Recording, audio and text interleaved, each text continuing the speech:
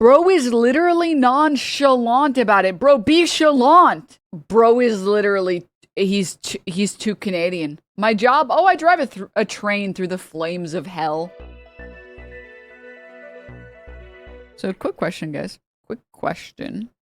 Is this a good thing? But once again, this is Sunset at Holloway, and this is what's going to have to be repaired. So Sunset is going to be shut down forever. And I made a mistake earlier. I said Santa Monica Boulevard is open. I'm going to show you it is open. Not yet. Don't move yet, Marcel. It is open, but only to residents. But that's Sunset. So I'm panning to the left. Go to the left if you would. And now we're starting to see some of the traffic implications. See, Sunset is shut down, and a lot of folks want to get to these businesses. But if thank goodness somebody is thinking about the traffic implications. Down Sunset, you're going to be turned around, and if you continue to the left, we're going to run into La Cienega, and that's where most of the traffic is being diverted. I'm kind of surprised they haven't shut it down in La Cienega. There's La Cienega, so bring up SkyMap for me real quick. I'm pretty sure that's La Cienega. I want to verify it. There we go. And if we pan to the right, you're going to see La Cienega. You take that south, right, and then you run into Santa Monica Boulevard, and that's where you could take SkyMap off. That's where the closure is on Santa Monica Boulevard. They are letting some traffic through, but it looks like residents only. They're not allowing any. That's eastbound traffic open, no westbound traffic. Placing within 47 months. So as we open up out of the shot, tilt up a little bit, you're starting to see on La Cienega there on the left side of your guys, La Cienega, this is going to be on the test, all right? We're starting to see some traffic build, and it's going to get worse and worse and worse. Some of the buses are out, but you can tell they're getting into congestion. They're going to be delayed significantly. And here's Santa Monica Boulevard. I do believe, Philip, that Santa Monica Boulevard will be open in both directions to everybody sometime soon. There's some mud still left on the roadway. There's some standing water in some areas, but boy, it was about 3 feet deep in that area. And then as we tilt up, you can see it is really starting to recede as well along the bus route here, or the bus depot where they keep all the metro buses, the bus yard. So they still have a long way to go. Traffic implications are going to be huge throughout the day. There's no question. Bro, it's just like, it's literally exactly like my city skyline city. And I'll push in one more time, Philip, to Sunset at Holloway. And we talked about this a little bit earlier. It's just really going to be an extensive project. It's not going to be easy. There's a lot of work to be done. I'm going to be honest, Denims, this is just really devastating because the data centers really could have used that water. Thank you for that someone around here is thinking about the data centers. Okay?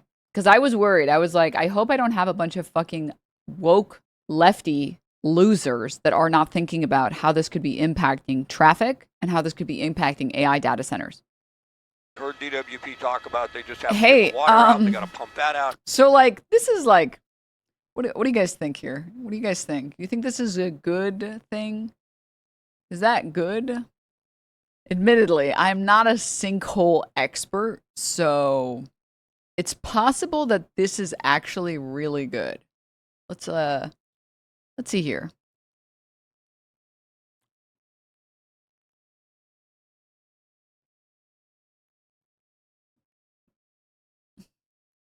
Streets normally do that, right? Roads usually do that normally, right? Yeah. See how full that sinkhole is from the water main break earlier this morning. It looks like they're starting to hook up some pumps there and siphon some of that water out so they could get down in there and start working on the main line.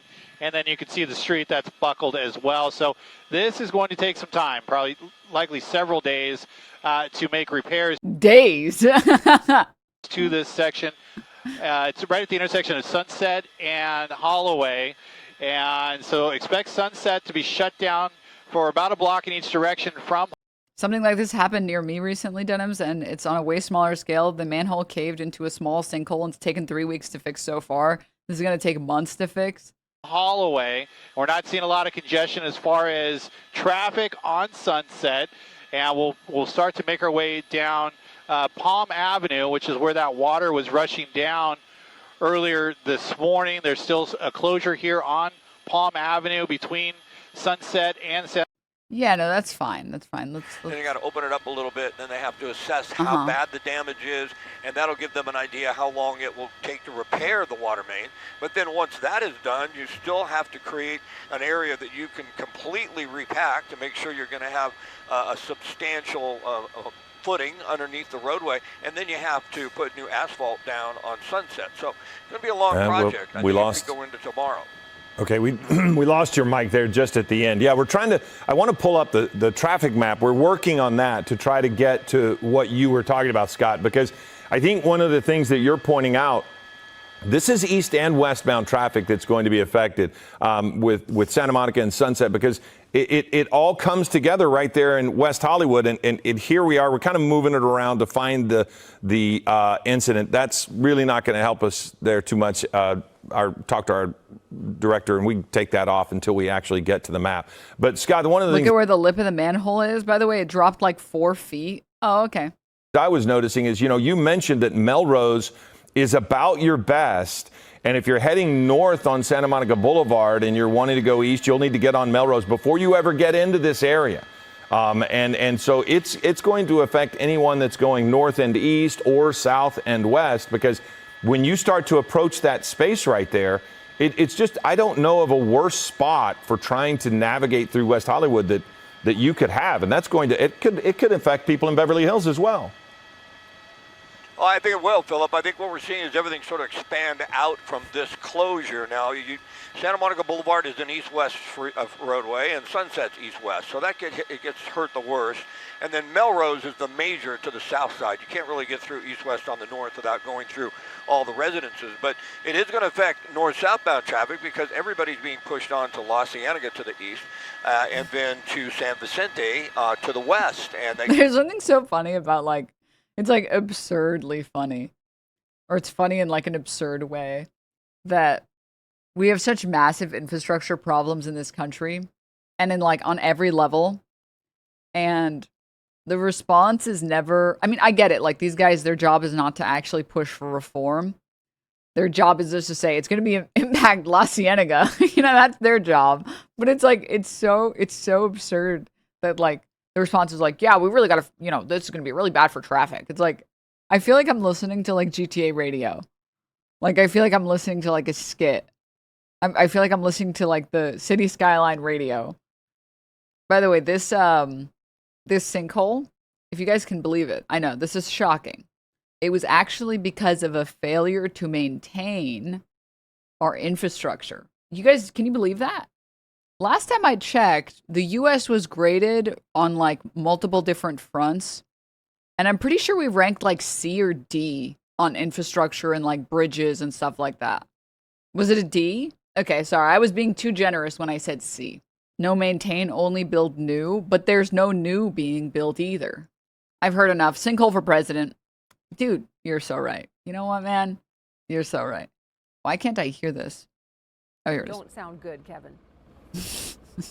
Yeah. Well, David and Eyewitness News has learned that the 100-year-old pipe that burst was due to be replaced. In fact, LADWP called it a high-priority project. 7 on your side, investigative reporter Kevin Ozebek picks up our team coverage with the sobering details. They don't sound good, Kevin. No? Yeah. Well, David and Giovanna, for some context here, this pipe that burst today is much bigger than a water main. These so-called trunk pipes carry huge amounts of water into municipal water systems. Well, according to the LADWP, this trunk line was on its high priority list for replacement. But 7 on your side investigates is learning that construction on its replacement was not slated for another 5 years. It's a Guys, if you can believe it, on the 2025 report card for America's infrastructure, this might shock you guys, all right? All right. We scored a D+ on roads. Wow. Can you guys believe that? That we didn't get higher than that? Wow. I'm shocked. Bridges, we got a C. What exactly inflated our grade so high that we got aviation is D+, gulp. Broadband, C+, drinking water, C-, hazardous waste, C. Oh my God. Did we get above a C on anything? Oh no. I don't even know why I bothered clicking transit. I should know better. Okay, anything? Any ports? Ports, we got a B! Yes! Let's go! America #1, am I right? Why? Oh, like rail is in like transporting like bulk. Okay, rail apparently is B-. Storm water. Oh, D. No way. Wastewater. D plus. Wow. I'm not even gonna. I don't even want to see. 1916 36-inch riveted steel pipe. And the impact of that 3-foot wide pipe that's 110 years old breaking is catastrophic for those who live in the water's way. Right now, we don't know the reason why we had the rupture. But what 7 on Your Side investigates is learning is that replacing this trunk pipe that burst was a high priority for the LADWP. The utility tells us the replacement project was currently in design and was slated to begin construction in 2031 and completion in 2035. But we all now know this pipe could not contain such a huge amount of water for another 5 years. LADWP operates 547 miles of trunk line. A 2024-2025 LADWP report listed 2% of them as being high or high moderate for replacement. The rest were listed as moderate, low moderate, or low on the replacement list. But it appears LADWP is behind schedule in replacing them. In its 2024-2025 fiscal year report, LADWP replaced... Wait a minute. I know how to fix this. $100 billion to Israel. Less than a mile of trunk pipe when the goal was to replace 1.1 miles. But in its latest water infrastructure report, LADWP says the goal is to replace more than 3.5 miles of these trunk pipes every year to get rid of those high-risk pipes.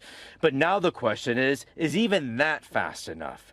Renowned seismologist Lucy Jones says take what you see here in WeHo as a warning. And just imagine what will happen to our aging pipes when the big one shakes and breaks them.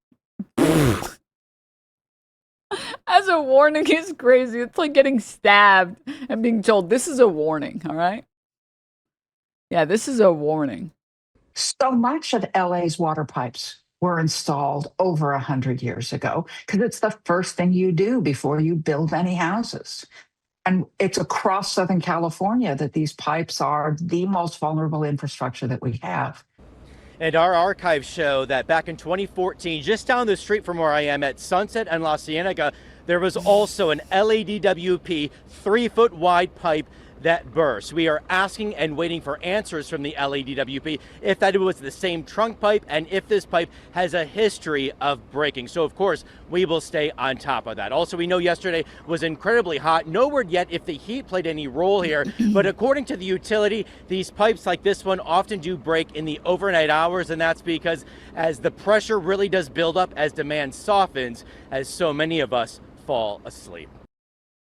Oh, okay.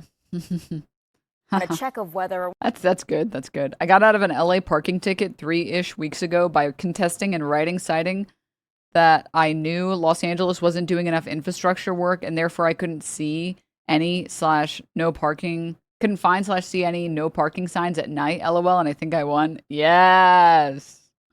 Let's go. Did we already get to blame Hassan for this or not? I almost forgot. I almost forgot. Thank you. To the chatter that was linking this, why do you want to make me depressed? I just want to know. Giant sinkhole in Japan sealed after just 1 week. This was the giant sinkhole that opened up in Japan just 1 week ago. And this is how it looks just 1 week on. Japanese officials managed to restore traffic to the city just 1 week after a giant sinkhole devoured a 5-lane intersection near to the station. The city mayor apologised and blamed the sinkhole on nearby construction of a subway line extension. Officials and engineers battled against time as the sinkhole continued to fill up with sewage water. Nearly 100 local establishments have reported loss of business during the operation, but the government has vowed to compensate them before the end of the year.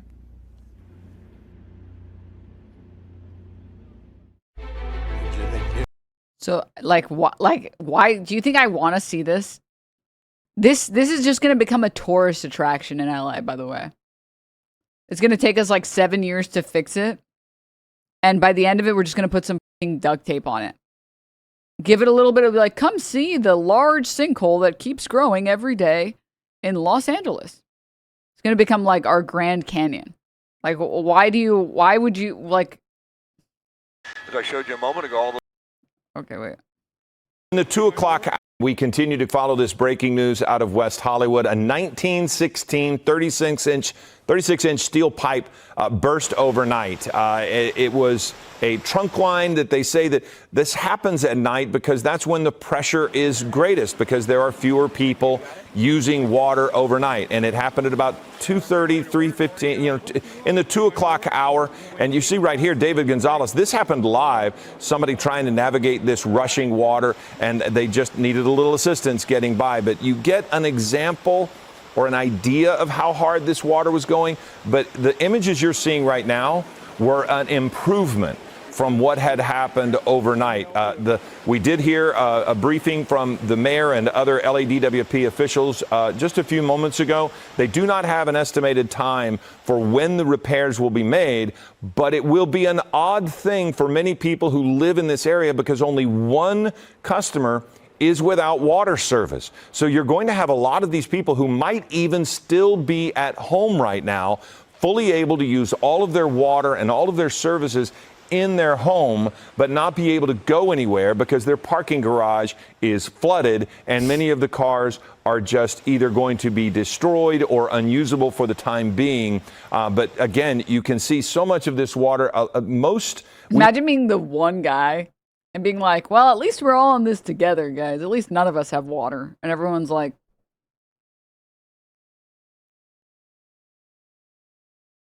haha, yeah. Mm-hmm. We did see a lot of apartments on Palm Avenue that were damaged due to the water main break. That is the road that is basically directly in the path of this break at Sunset and Holloway. But we also saw some homes on Hancock. Letting the dog in the potential. I don't know if this is specifically, I don't know how much of the water is safe to be around. I'm pretty sure in general it's not. Bro just left Farley in the water, was like, damaged yeah, my camera. I should probably due to the water main break. That is the road that is basically directly in the path of this break at Sunset and Holloway. But we also saw some homes on Hancock Avenue that were affected of it. And then also there was another street that is Larrabee, I believe, that is just to the west of Palm. So you have your north-south streets that were really affected by this rushing water because of the grade. Because this came downhill. It was a very steep grade from the break at Sunset and Holloway. And the one thing that we noticed and that we were happy about is that there was really there weren't any significant injuries to this. We did see, and Scott Reif was above it, one woman be swept away. Have that lady, I guess. Also, I gotta say, thank goodness this happened in a place that doesn't have any like water shortages or droughts ever. Or a person swept away, but they were able to get up and move themselves out of the heavy rushing water. But we've seen cars moved. We've seen, actually, David Gonzalez was talking with somebody who showed a car from the parking garage that had been parked in the driveway almost. And the person was telling us that car didn't belong there. It had been elevated from the parking garage and moved out into the driveway area. But again, you see people trying to get started on their day, trying to navigate through this spot. And then Scott Reif was live above the scene, and he showed that significant break and the difficulty that we're going to have in repairing this damage. So we're now moving into an assessment phase where we really find out what's damaged at not only the road, but to some of these apartment complexes. We're going to find out the damage phase because The good news is that this gives a lot of opportunities for cops to give out tickets. So there are so many cars, hundreds of cars likely, that are going to be damaged or ruined as a result of this because so many of these apartment complexes. Fucking dog, have man, stop. 15 to 20 cars in their parking garage. And then sadly, the damage for people who live in these neighborhoods who might have stored their personal belongings in their locker that is often in a parking garage. So their keepsakes, maybe winter clothes, things that they have moved into those garage areas will probably be ruined due to all of the water. I don't know what the fuck he's talking about. The lockers in the storage in the parking garage? What? I don't know. I literally didn't understand what that my jackets. What the fuck is he talking about? Talking about apartment store? Yeah. Whoa. Is he talking about storage units? Maybe, yeah, the people on the ground floor, but like, what type of, I've never seen lockers or storage space in an apartment complex before. Maybe, I don't know. Maybe I just never have lived in some place. I've seen it a lot. They exist. I have it as a thing. What the hell? Some apartment buildings have storage units in the basement.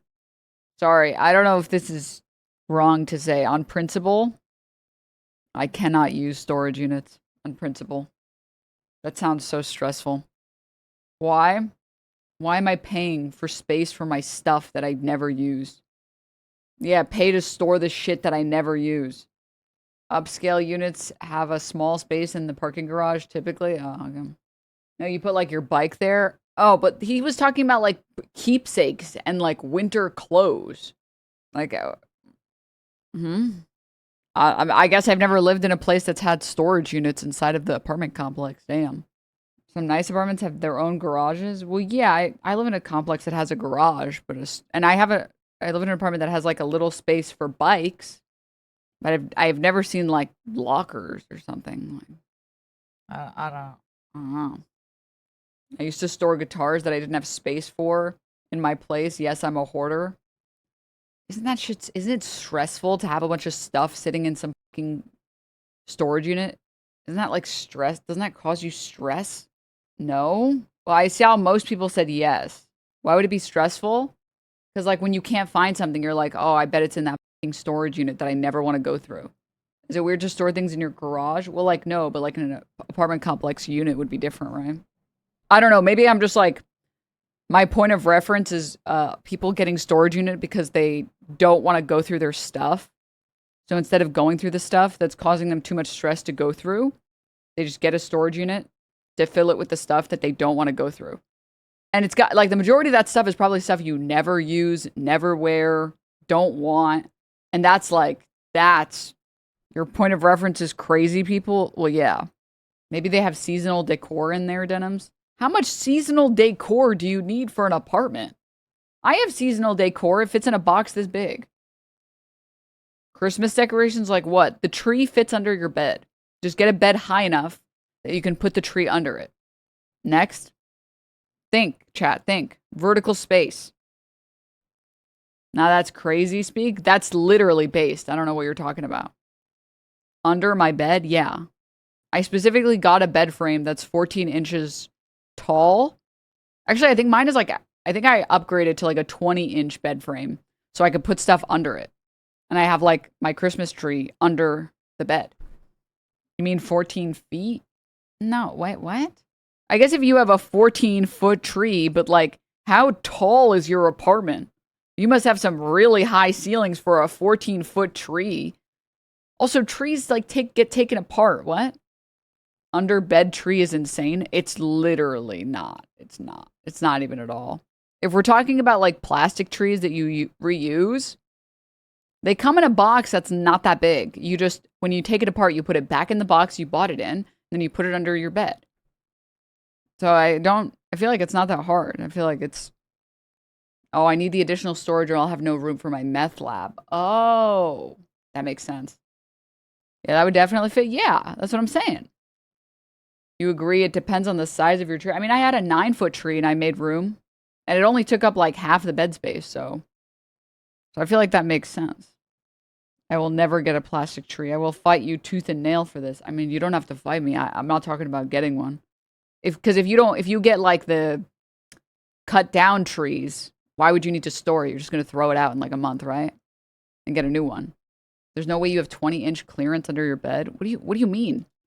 Guys, these are like on Amazon for like no money at all. They're kind of ugly, but like you can put like a bed frame around it. It's like a, well, not no money at all. Sorry. It's just like a good investment. See? I have one of these and it even folds up if you want it to. There's a lot of, this is 20 inches. There's a lot of space here to put whatever you need. And boy, do I use this space well. What is this topic even? Don't worry about it. Link, exactly what I have. That looks goofy. I ain't gonna lie. Hey, I mean, I'm just saying, it's better than having to have a bunch of stuff you have nowhere to put. Right? I'd rather have the storage. I'd rather have the storage space. It's very practical. How do you get on it? How tall do you think I am? It's only 20 inches. What? It's not like I need a fucking ladder to get on. I just get on the bed. Like, what do you mean? Anyways. 3 apples tall. So it's half a bunk bed? I mean, I guess. I don't know. How thin is your mattress? My mattress is actually also probably like... My mattress is 14 inches. So 34 inches off the floor. But like, that's like a little above my knee. Like, it's not... It's fine. You can also just get like a small step stool if you want one. You sleep 3 feet off the ground? Yeah, it's great. Are you kidding me? If I want to sleep on the ground, I'll sleep on the ground. I have the free will to do that, and I've done that before. Otherwise, like, I can sleep higher up. What? We got it. You can afford a bed.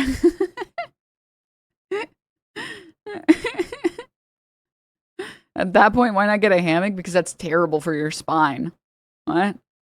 I was contemplating getting a bunk bed for extra storage space, but this is actually a great idea. Thank you, Denims. Yeah, no problem. I love this. I'm just telling you guys, if you struggle with space and you live in an apartment, I highly recommend getting like a 20-inch platform for your bed. Because there's so much space that just does not get used under, like, by your bed. So it's just like a bunch of space that you have access to now. It's great. You have a bed skirt? Yeah. And then you just get like a bed, it's like just get any bed skirt and just throw it on there and then you don't see any of that shit. It's dope. It's a great way to live. What about creaks or wobbles? You just tighten it and it doesn't creak. I know, because creaking pisses me off. Pisses me off so bad.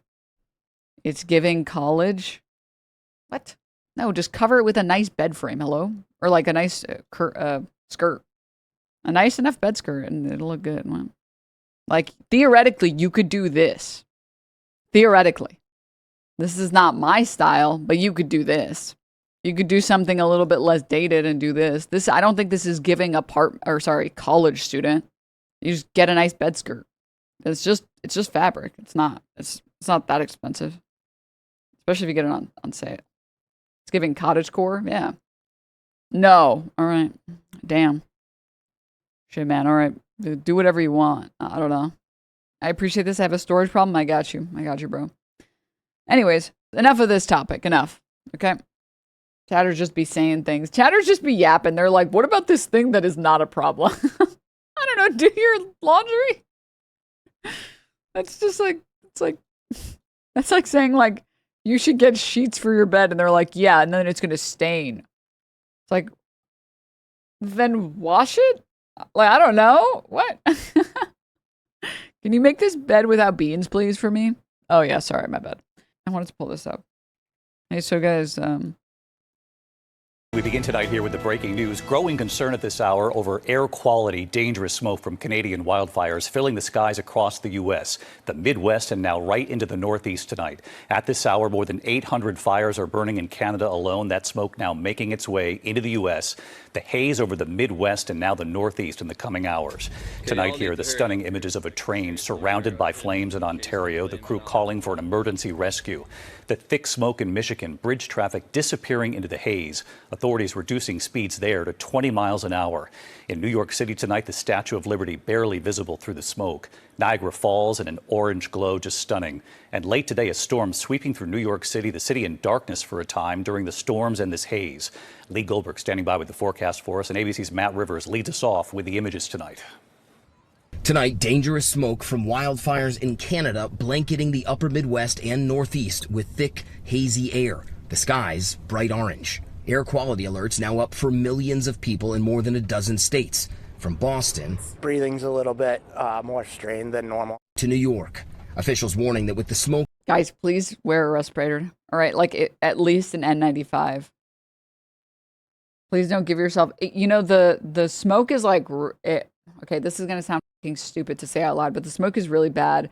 I think it was like going outside in this level of haze and this level of smoke is the equivalent of like smoking how many packs of cigarettes?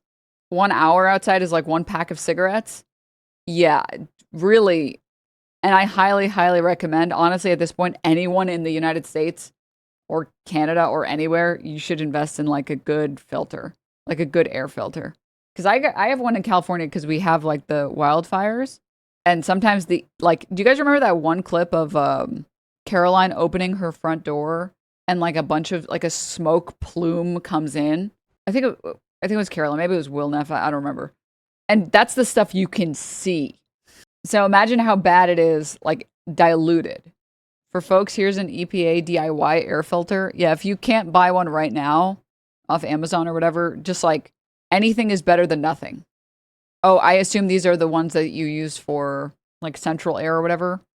With their use, concerns have been raised about the potential for box fans to overheat when operated with a filter attached, which could potentially pose a fire burn risk. EPA tested the effectiveness of DIY air cleaners in removing smoke particles. The research was conducted in laboratories. Simulated smoke fire was made, blah, blah, blah. EPA researchers evaluated a range of DIY air cleaner designs at a low-cost commercial air cleaner to identify the lowest cost and most effective design. Okay, and then it has like the most basic design, which is the MERV 13 air filter attached to a box fan. Attach the air filter to the back of the box fan using either clamps, duct tape, or bungee cords. Check the filter for the direction of the airflow marked on the side of the filter and replace when dirty. You guys would be surprised how much of a difference this stuff makes. Because again, even the stuff that you can't see, you're still inhaling all that shit, man. Obviously, I recommend getting like a nice air filter that you don't have to do this stuff with. That might be more effective. I forget the one that I have.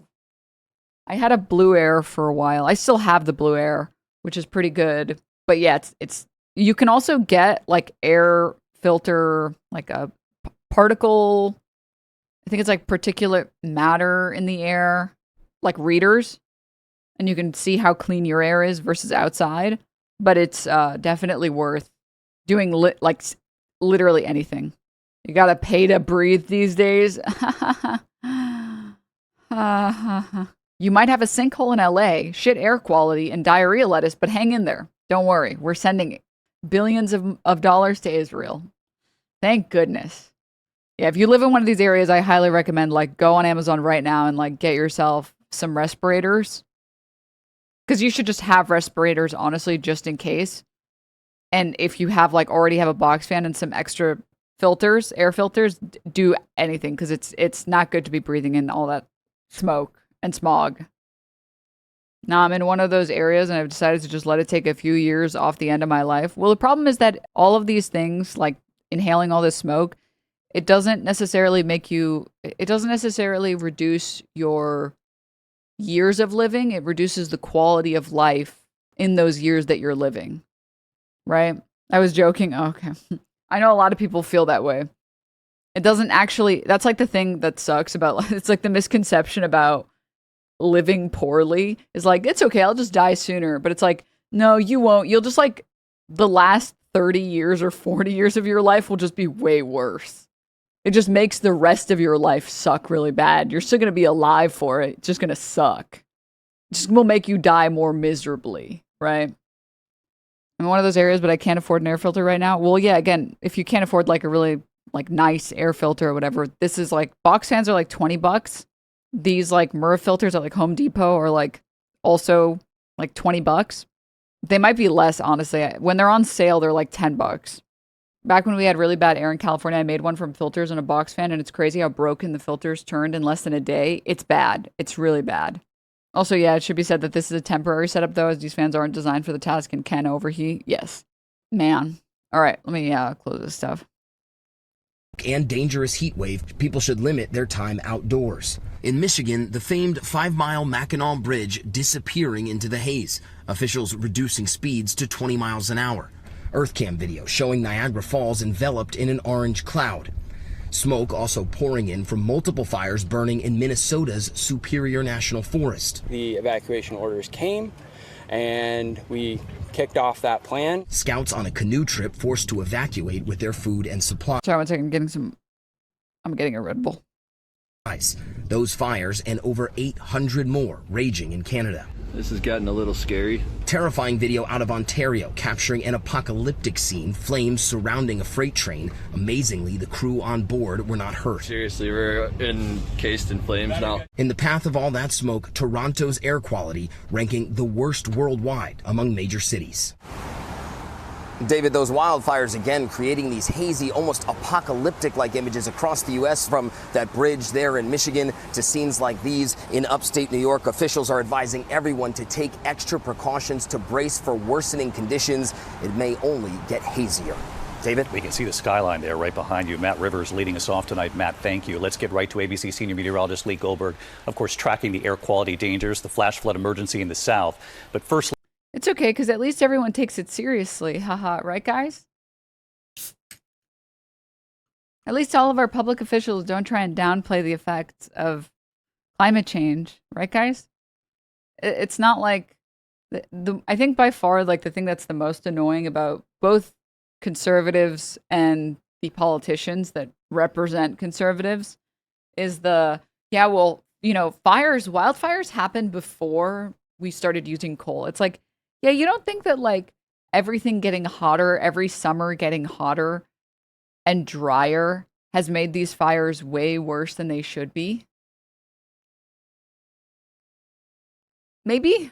Or, like, the same thing with, not tsunamis, hurricanes. It's like, you don't think that all of the water getting warmer has made the hurricanes more likely and more deadly? this dangerous smoke and these storms late today in New York City.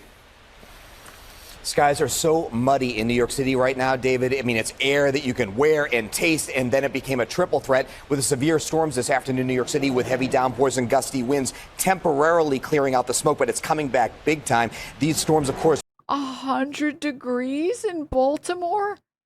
With f***ing smog? Oh my f***ing God.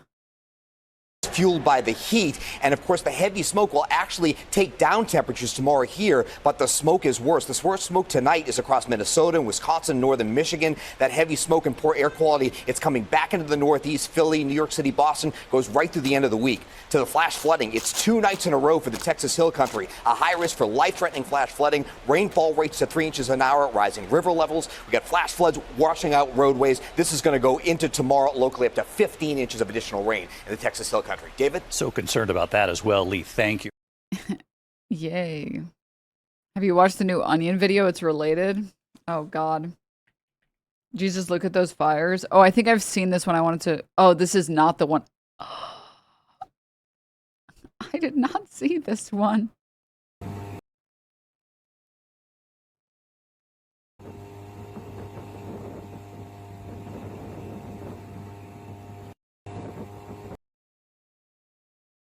I saw this one. Haha. This is getting a little scary.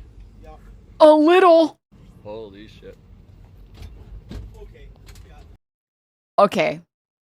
Bro is too calm. Bro is too calm. Okay, y'all need to hurry up here. Like, seriously, we're encased in flames now.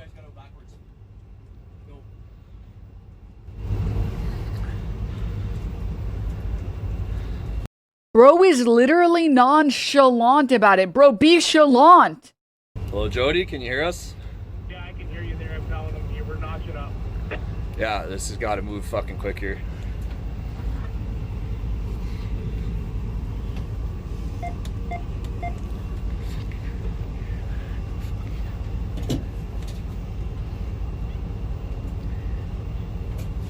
Holy crap.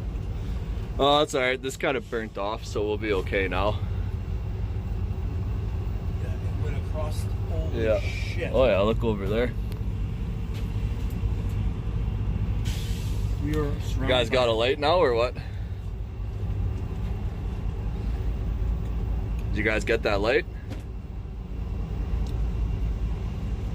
Oh yeah, they're clipping. Whew! That's a meat and a half, eh?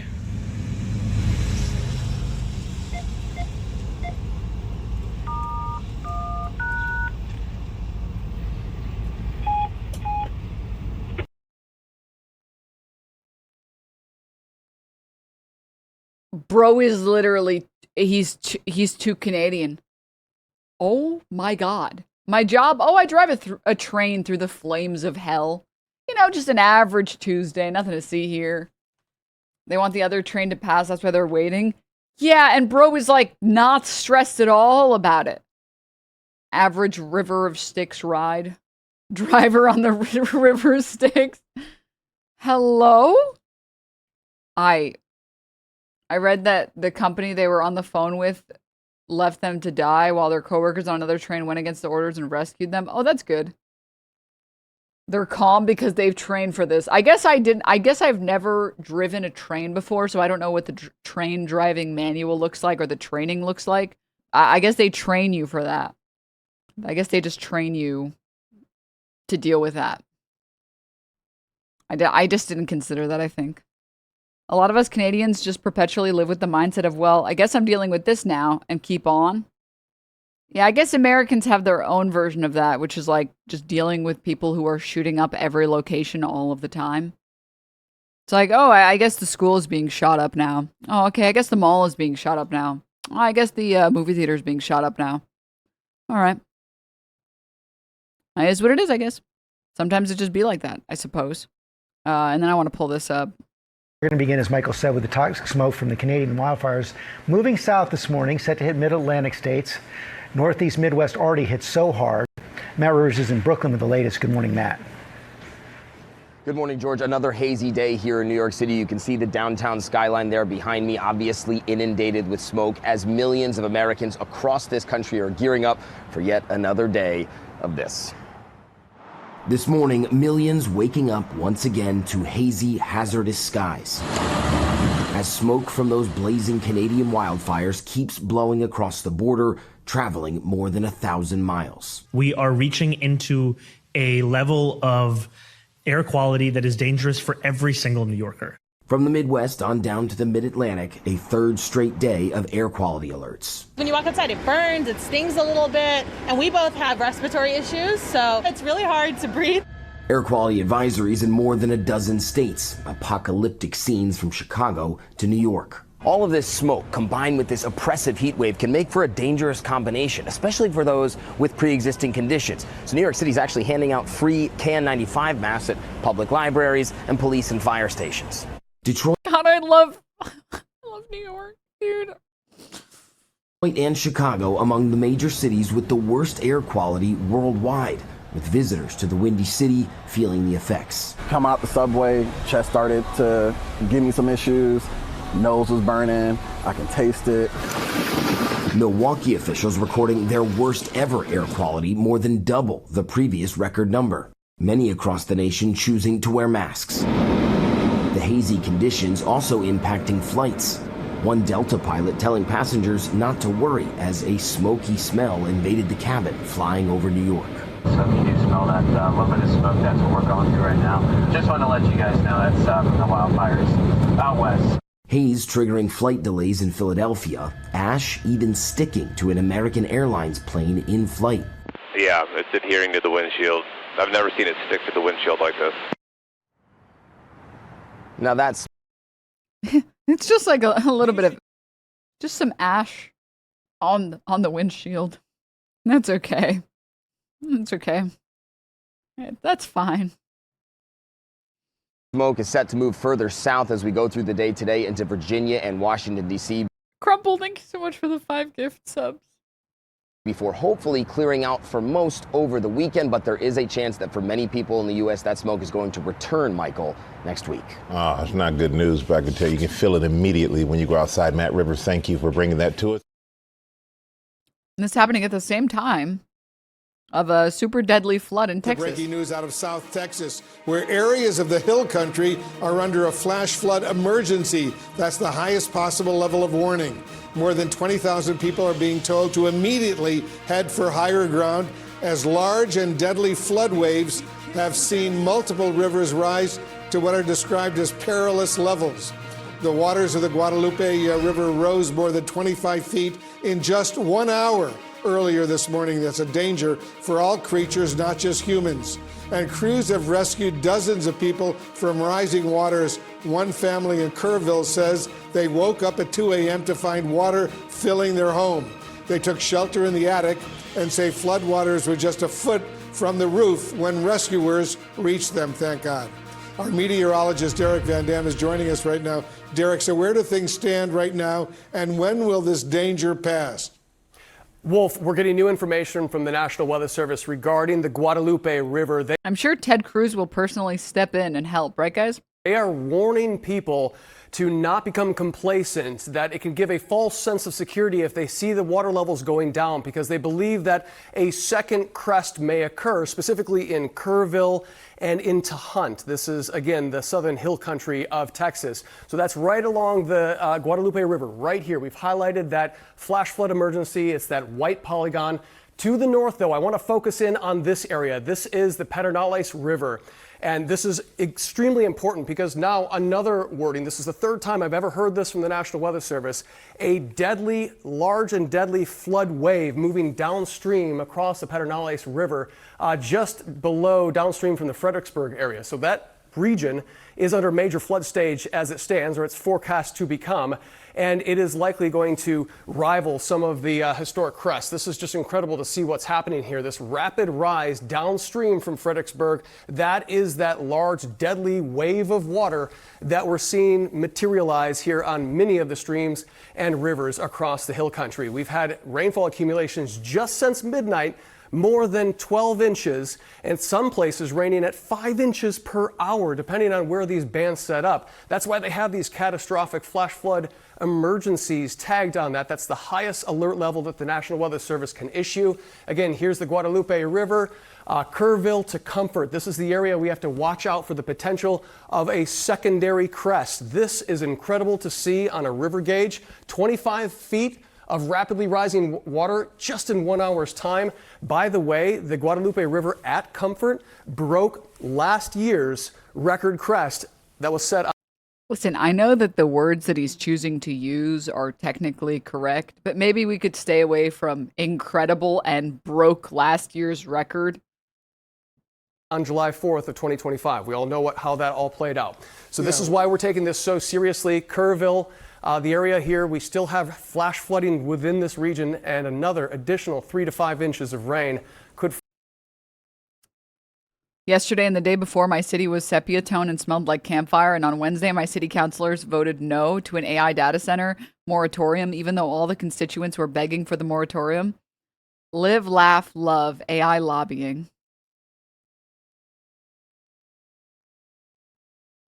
So true.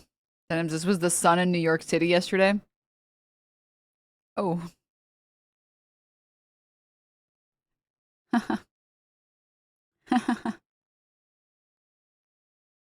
These aren't omens. That's good. That's good. The blood sun rises. Stay safe. Chad, the zombies are coming soon. Yeah, it's just the blood moon. Nothing to worry about here. The blood moon and blood sun. I love living in Berserk. That's good. Kids love it.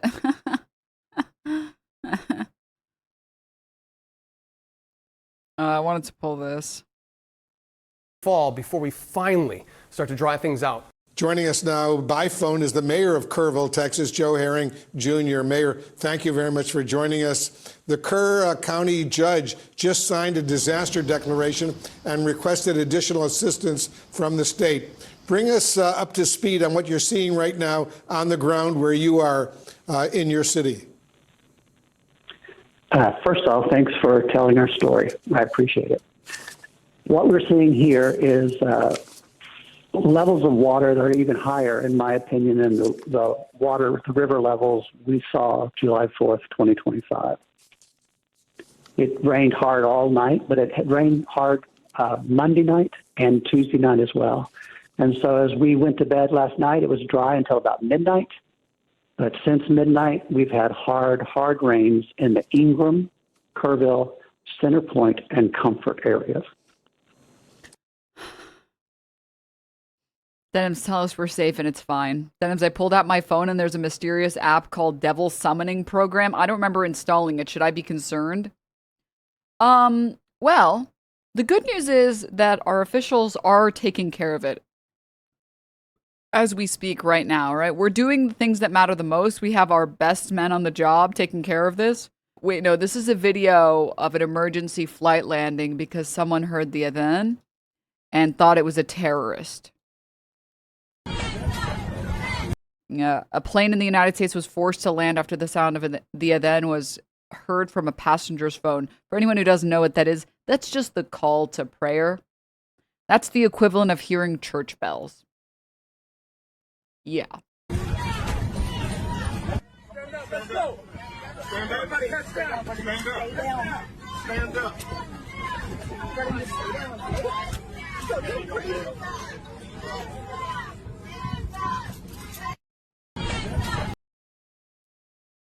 Yeah. A plane in the United States was forced to land after the sound of the adhan was heard from a passenger's phone. A Southwest airline flight traveling from Tennessee to Florida was forced to make an emergency landing in Atlanta. Upon landing, a SWAT team boarded the aircraft and detained one of the passengers, accusing him of being a terrorist and posing a bomb threat. It was later revealed that the detained passenger was a Muslim. Was a Muslim? Sorry. There's something so insane about like the dehumanizing language. It's kind of giving when people pretend like they're not being racist when they say blacks instead of black people. It's like, he was a Muslim. It's like, okay. All right. During his flight, his prayer time app activated and played the adhan, the Islamic call to prayer. The crew reportedly interpreted the sound as a potential security threat, notified dispatchers, and decided to make an emergency landing. I'd be so fucking mad, by the way, just want you guys to know. I'd be so mad on this flight. And I'm like, yo, thanks guys. I love my flight being delayed because someone had a call to prayer on their phone. This is so fun. Yay. Oh boy. Scary prayer noise.